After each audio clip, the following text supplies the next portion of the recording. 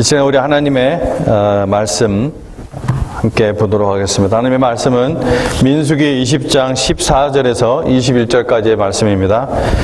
구약성경 민수기 20장 14절에서 21절 말씀 다 펴셔서 다 피셨으면은 다 같이 일어나셔서 하나님의 말씀을 읽도록 하겠습니다. 민수기 20장 14절에서 21절까지 말씀을 같이 읽도록 하겠습니다. 모세가 가데스에서 에돔 왕에게 사신을 보내며 이르되 당신의 형제 이스라엘의 말에 우리가 당한 모든 고난을 당신도 아시거니와 우리 조상들이 애굽으로 내려갔으므로 우리가 애굽에 오래 거주하였더니 애굽인이 우리 조상들과 우리를 학대하였으므로 우리가 여호와께 부르짖었더니 우리 소리를 들으시고 천사를 보내사 우리를 애굽에서 인도하여 내셨나이다. 이제 우리가 당신의 변방 모퉁이 한 성읍 가데스에 있사오니 청하건대 우리에게 당신의 땅을 지나가게 하소서. 우리가 밭으로나 포도원으로 지나가지 아니하고 우물물도 마시지 아니하고 왕의 큰 길로만 지나가고 당신의 지경에서 나가기까지 왼쪽으로나 오른쪽으로나 치우치지 아니하리이다 한다고 하라 하였더니 에돔 왕이 대답하되 너는 우리 가운데로 지나가지 못하리라. 내가 칼을 들고 나아가 너를 대적할까 하노라. 이스라엘 자손이 이르되 우리가 큰 길로만 지나가겠고 우리나 우리 짐승이 당신의 물을 마시면 그 값을 낼 것이라. 우리가 도보로 지나갈 뿐인즉 아무 일도 없으리이다 하나 그는 이르되 너는 지나가지 못하리라 하고 에돔 왕이 많은 백성을 거느리고 나와서 강한 손으로 막으니 에돔 왕이 이같이 이스라엘이 그의 영토로 지나감을 용납하지 아니하므로 이스라엘이 그들에서 돌이키니라. 아멘. 하나님 아버지, 이 시간 하나님의 말씀으로 함께 제가 예배를 드립니다. 하나님, 이 예배 시간 하나님께서 저는 특별히 녹화로 드리는 이 예배입니다. 하나님, 참으로 저의 모든 잘못들이 있다면 좀 용서하여 주시고 이 녹화로 드리는 예배를 통해서 드릴 때도 하나님께서 우리에게 말씀하실 것을 말씀하여 주시고 또한 하나님의 뜻을 이루어 주시옵소서. 하나님의 은혜가 넘치게 도와주시고 하나님 앞에 새롭게 또 헌신하고 하나님 앞에 감사하는 그러한 예배되게 하여 주시옵소서. 이 시간 하나님께 온전히 탁하며 예수님 이름으로 기도합니다. 아멘. 네, 오늘 말씀의 제목은 하나님의 때를 기다린다는 것은입니다. 하나님의 때를 기다린다는 것은 과연 무엇인가?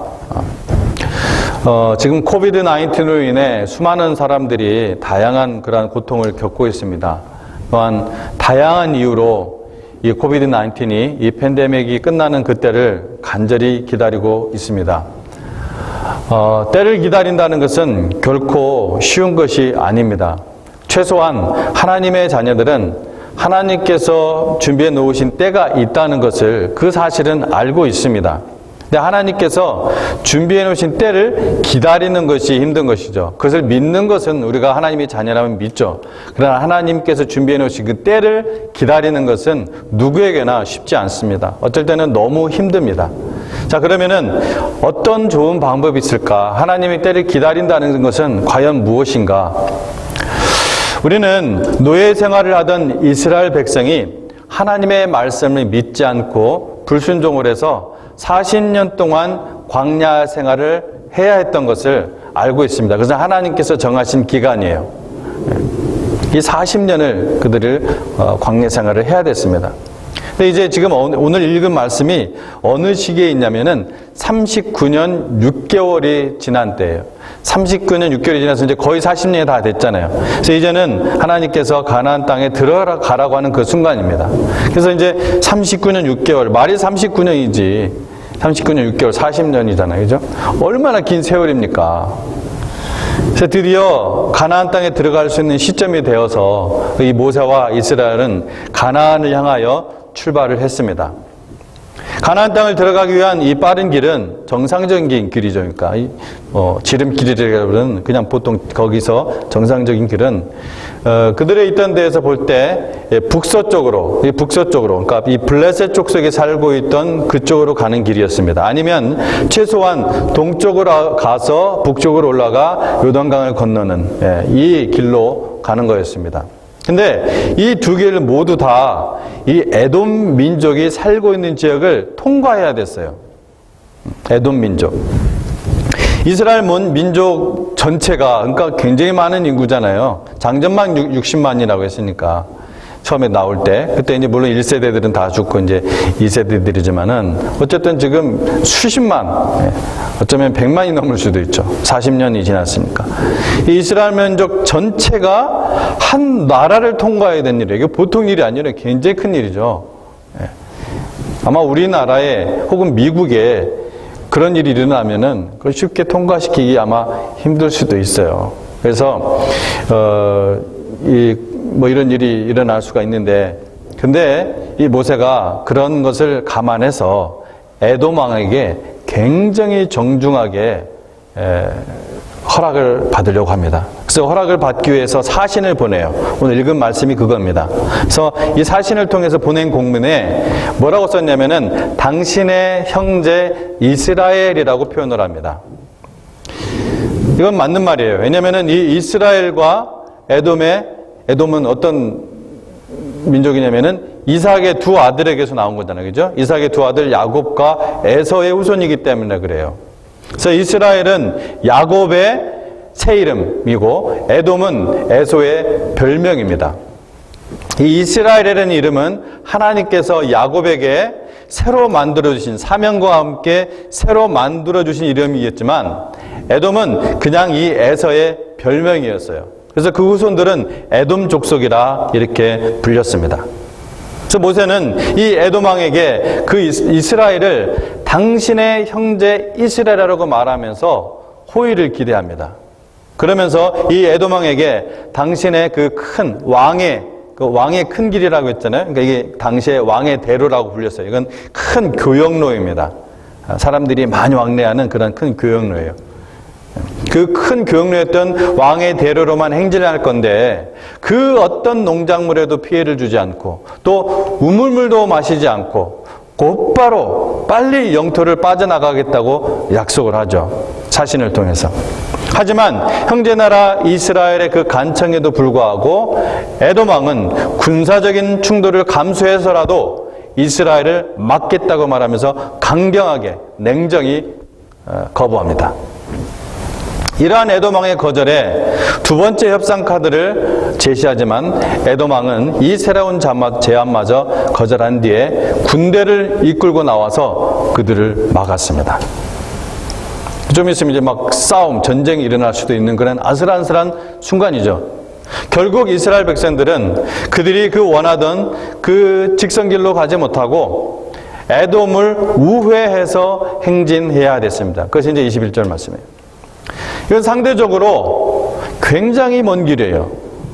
그런데 이 모세와 이스라엘이 전쟁을 불사하고서라도 이 에돔 땅을 지나가기보다 이렇게 멀고 힘든 길을 택한 이유는 무엇일까?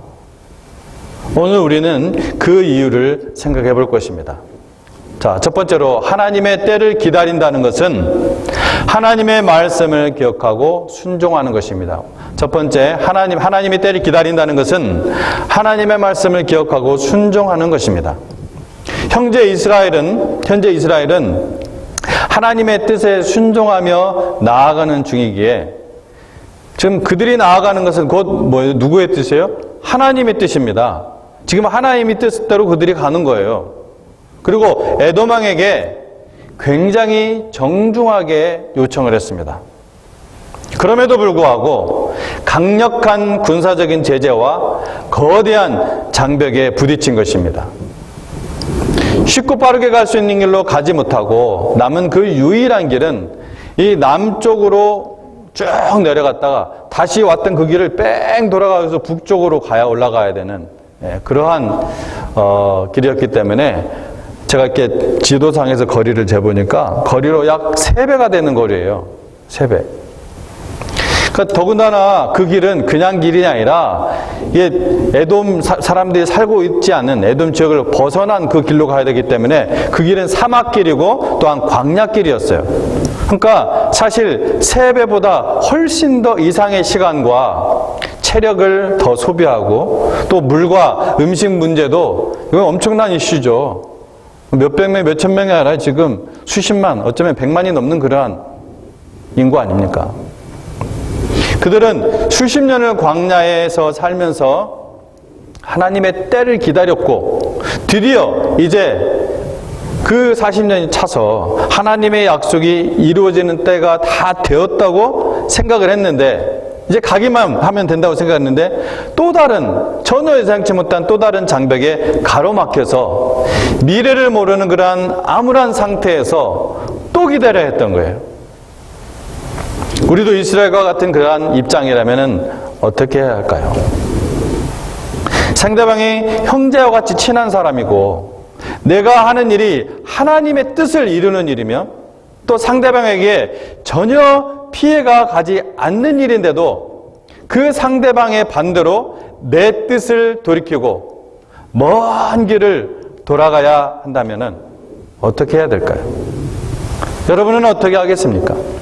그게 지금 오늘 이스라엘이 당한 상황이에요. 내가 하는 일이 명분이 선하고 정의롭고 뿐만 아니라 하나님께서 기뻐하시는 일인데 형제와 같은 사람이 반대한다면 어떻게 해야 될까? 내 계략과 힘으로 뚫고 지나가야 할까? 아닙니다. 아니에요. 명분이 있고 의로운 일을 할지라도 하나님이 말씀하신 대로 행해야 된다는 것이죠.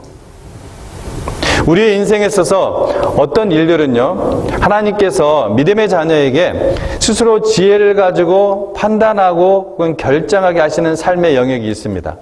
하나님께서 우리가 아이들을 키울 때도 그렇잖아요. 뭐 치시콜콜이 다 그냥 하지는 않잖아요. 점점 애가 커가면서 스스로 성숙하니까 할 수 있는 거 성숙하게 하는 거잖아요. 성장시켜서.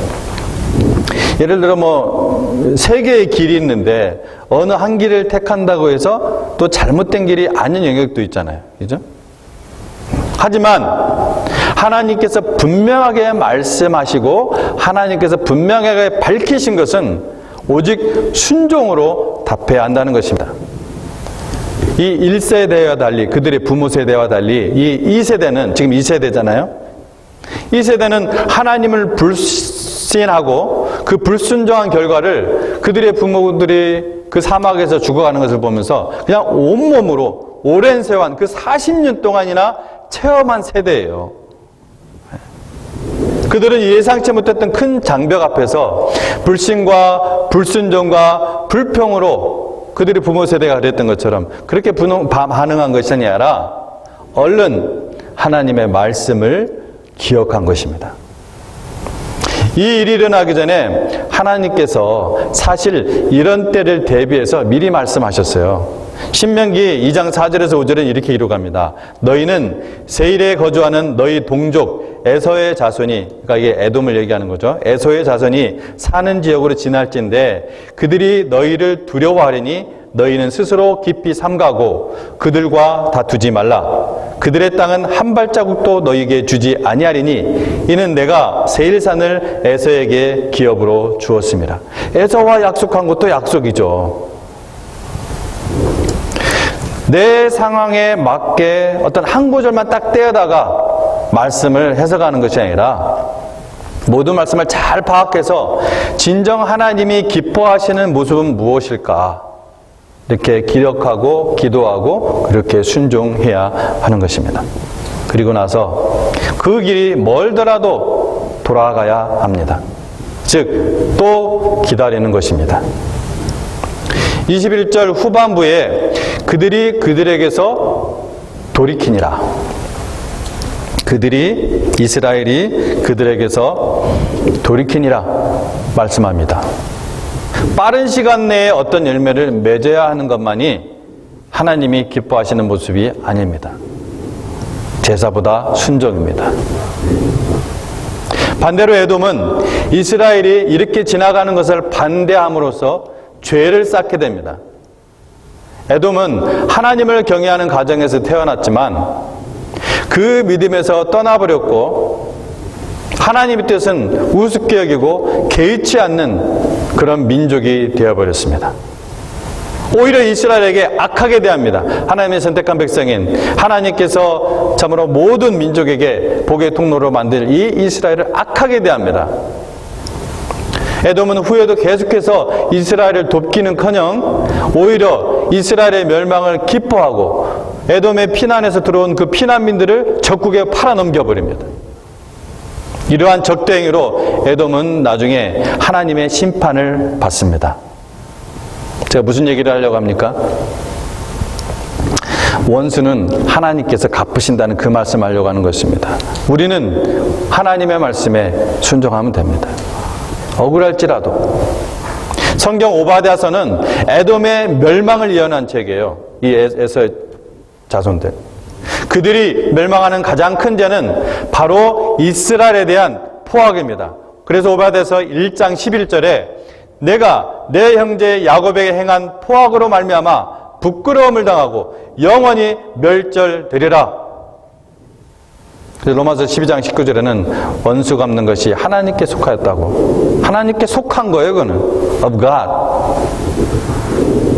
시편 37편에서는 여호와 앞에 잠잠하고 참고 기다리라. 자기 길이 형통하며 악한 꾀를 이루는 자 때문에 불평하지 말지어다.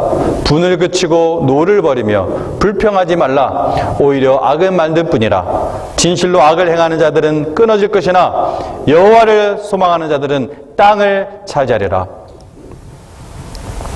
하나님의 때를 기다린다는 것은 뭐라고요? 하나님의 말씀을 기억하고 순종하는 것입니다.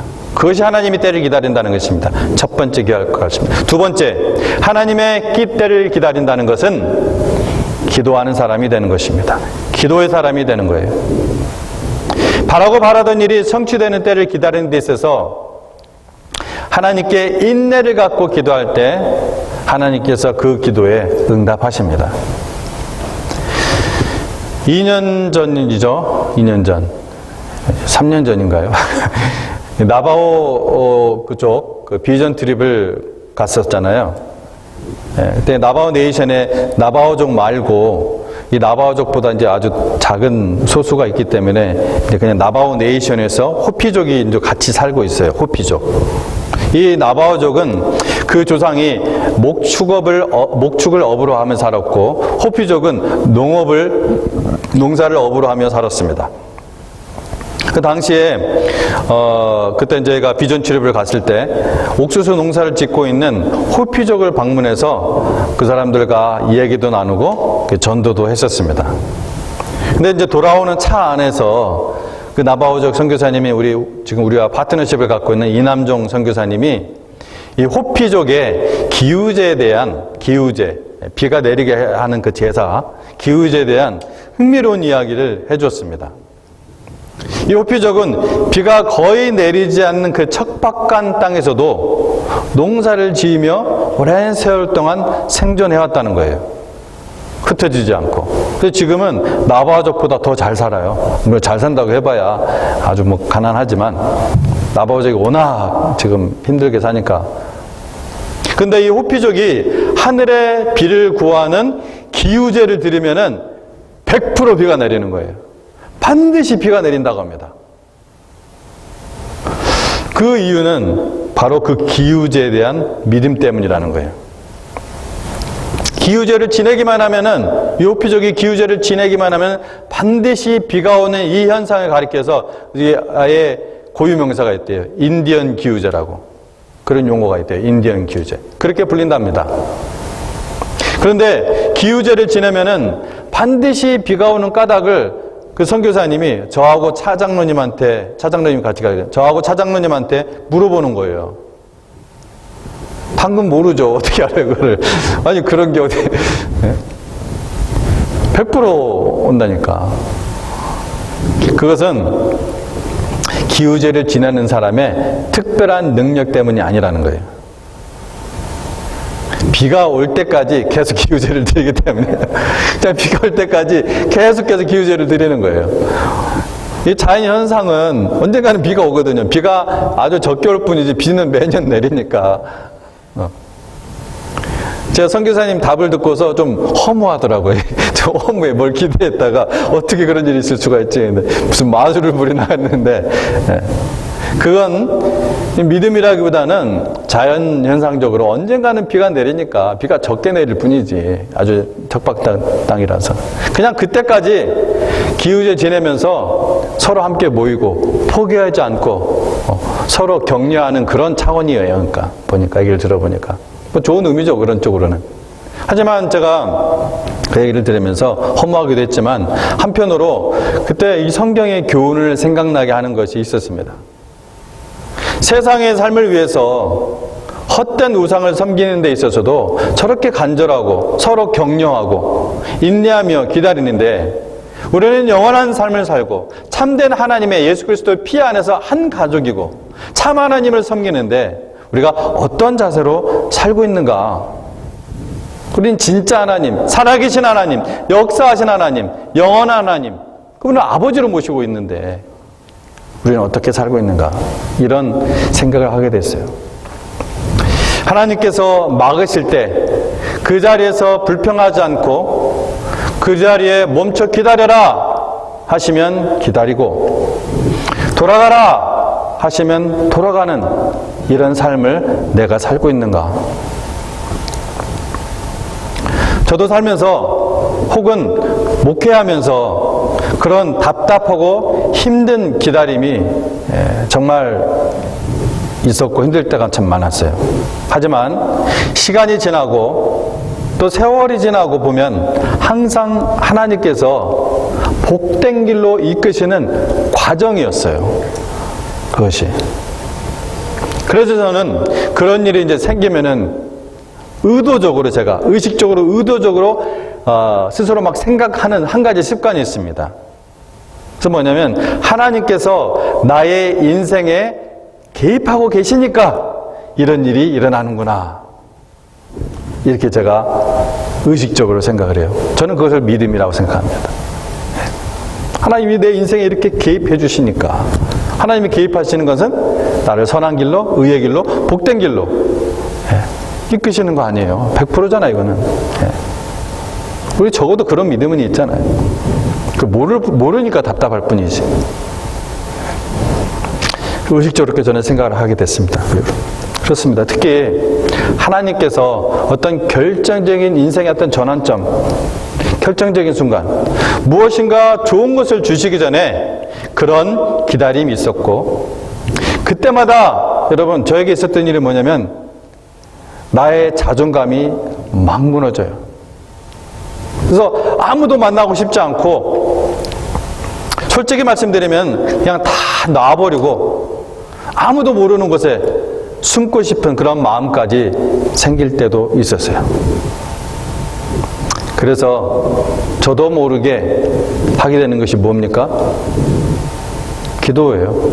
하나님께서 그냥 다 내가 의식적으로 하는 것이 아니라 하나님 앞에서 그냥 부르짖을 수밖에 없어요. 쓰러지고 말로도 안 나와요. 그냥 눈물만 흘릴 뿐일 때도 있고 한숨만 푹푹 쉴 때도 있고, 근데 그 안에서 내 영혼은 계속해서 하나님과 기도하고 대화하고 있는 순간입니다. 저는 이렇게 기도합니다. 하나님, 전 아무것도 못합니다. 아니, 전 아무것도 아닙니다. 하나님 뜻대로 하십시오. 하나님 마음대로 하십시오. 하나님이 하시는 그 모든 일은 선하시며 거룩하시며 복된 길임을 저는 확실히 믿습니다. 저는 아무것도 모릅니다. 정말 이 상황 속에서 저는 아무것도 할 수 없습니다. 하나님, 다만 저에게 인내를 주십시오. 하나님의 일을 이루십시오. 저는 그저 하나님 앞에 있겠습니다. 이렇게 기도합니다.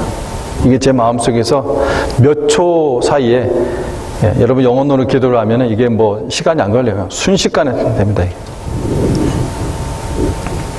우리는 믿음 안에 들어와 살며 하나님의 역사를 경험한 사람에도 불구하고 언제든지 불평과 불신에 빠질 수 있는 존재들이라는 것을 기억해야 돼요. 하나님 날아갈 때까지 우리는 언제든지, 아무리 여러분의 믿음이 지금 성장하고 성숙해 있어도 저를 포함해서, 당연히 저를 포함해서 언제든지 우리가 불평과 불신에, 좌절에 빠질 수 있는 그러한 존재들이라는 것을 기억해야 돼요. 이스라엘 2세대도요, 비록 처음에는 이러한 에돔의 그런 무자비와 그 회방을 만나서 힘든 길로 돌아가는 그 일에 순종을 했어요. 하지만 막상 가면서 어떻게 돼요? 그 길 가니까 그 사막길, 광야길 돌아서 또 그 먼 길, 먹을 것도 부족하고 물도 부족하고 온몸에 땀은 삐질삐질 나고 애는 울고 화가 나고 짜증나고 에라 그냥 확 질러버리자 하는 그러한 생각이 들었음에 틀림이 없어요. 그래서 민수기 지금 20장 지나서 바로 21장이잖아요. 21장 4절 5절에는 이렇게 되어 있어요. 백성이 호르산에서 출발하여 홍해 길을 따라 에돔 땅을 우회하려 하였다가 길로 말미암아 백성의 마음이 상하니라. 백성이 하나님과 모세를 향하여 원망하되 어찌하여 우리를 애굽에서 인도해내어 이 광야에서 죽게 하는가? 이곳에는 먹을 것도 없고 물도 없도다. 우리 마음이 이 하찮은 음식을 싫어하노라. 말로 이렇게 지금 문어체로 썼으니까 그렇지, 여러분 구어체로 얘기하면 이거 막 열받는다 이거 진짜. 네. 여러분 그 심정 충분히 이해하시죠?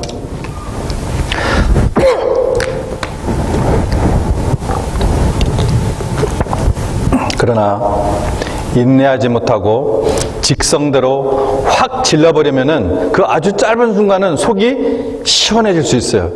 아마 그랬을 거예요. 이렇게 속이 시원해질지 모르겠지만 그 결과는 돌이킬 수 없는 큰 아픔과 고통이었습니다. 여러분 그 뒤를 읽어보세요. 어떤 일이 일어나는지. 그 유명한 불뱀 사건이 이때 일어나는 거예요. 그 불뱀. 하나님의 때를 기다린다는 것은 기도의 사람이 되는 것입니다.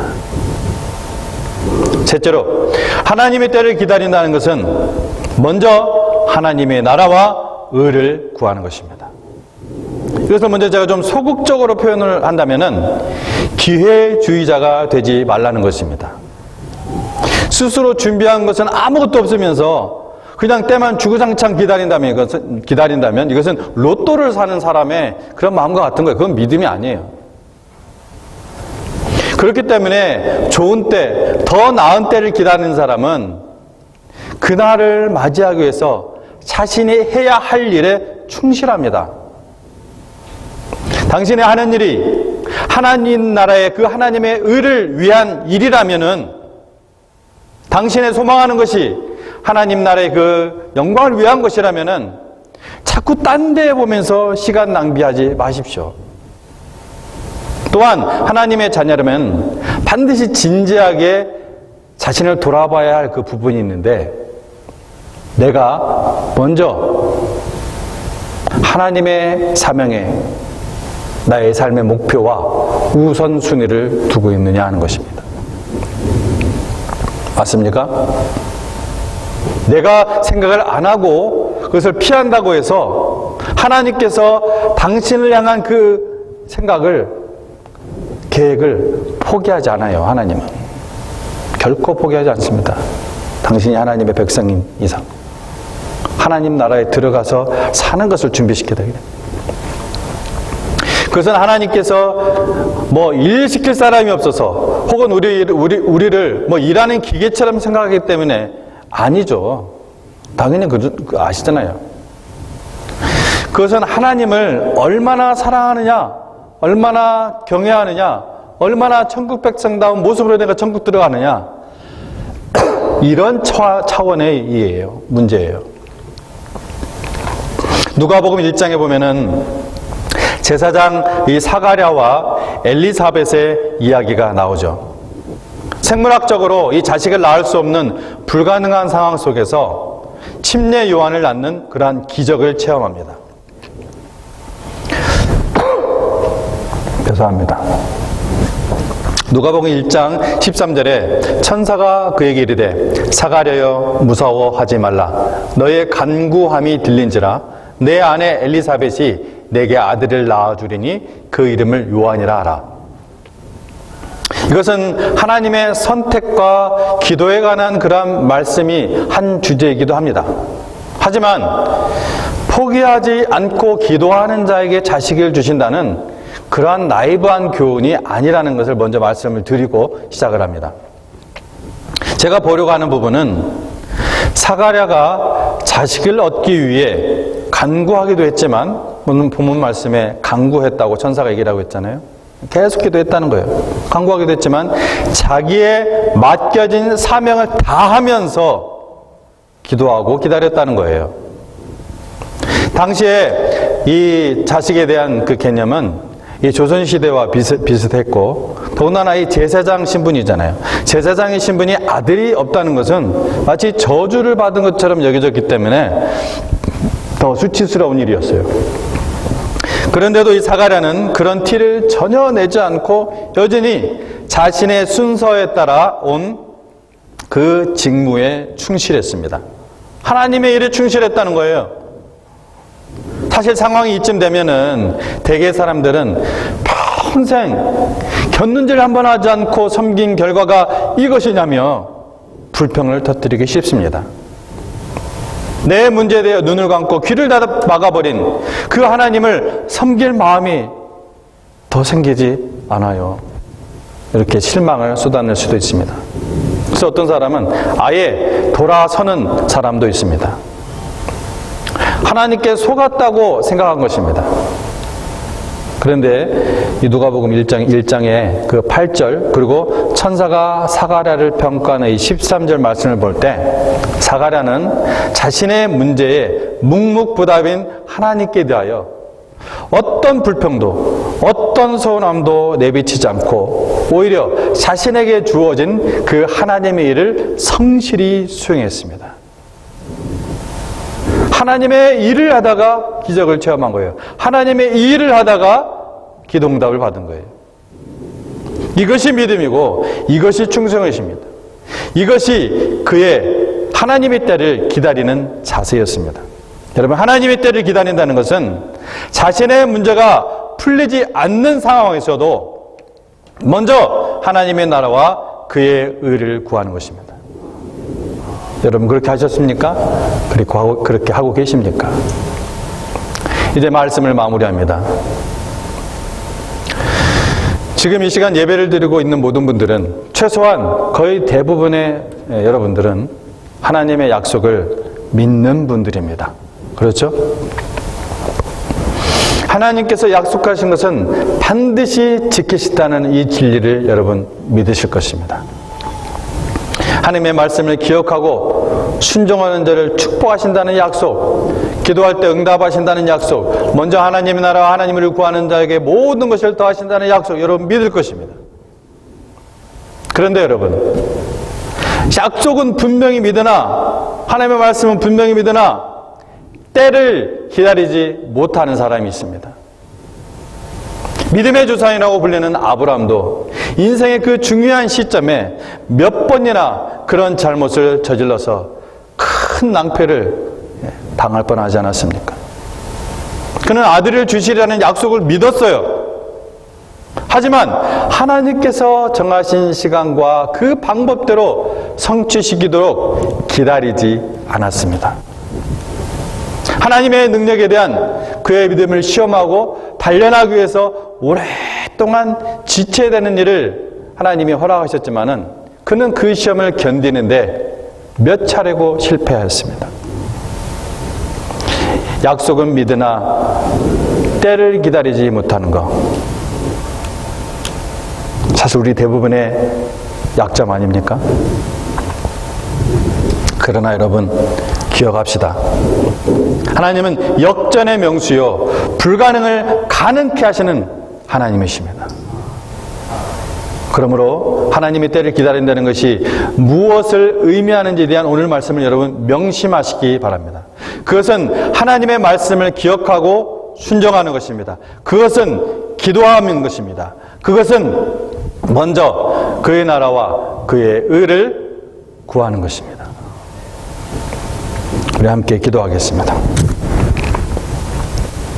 하나님, 감사합니다. 하나님의 때를 기다린다는 것이 무엇인지 우리가 이 시간 말씀을 드렸습니다.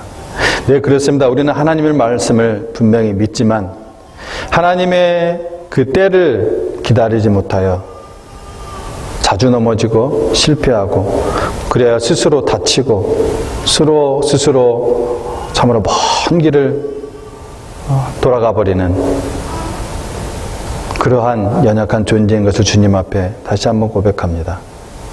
하나님, 우리가 하나님의 때를 기다린다는 것이 하나님의 말씀을 기억하고 순종하는 것이며 기도하며 기다리는 것이며 기도하면서 기다리는 것이며 또한 하나님의 그 나라와 의를 먼저 구하며 기다린다는 것을 오늘 분명히 우리가 기억하고 하나님의 때를 기다리는 하나님의 백성 되게 하여 주시옵소서.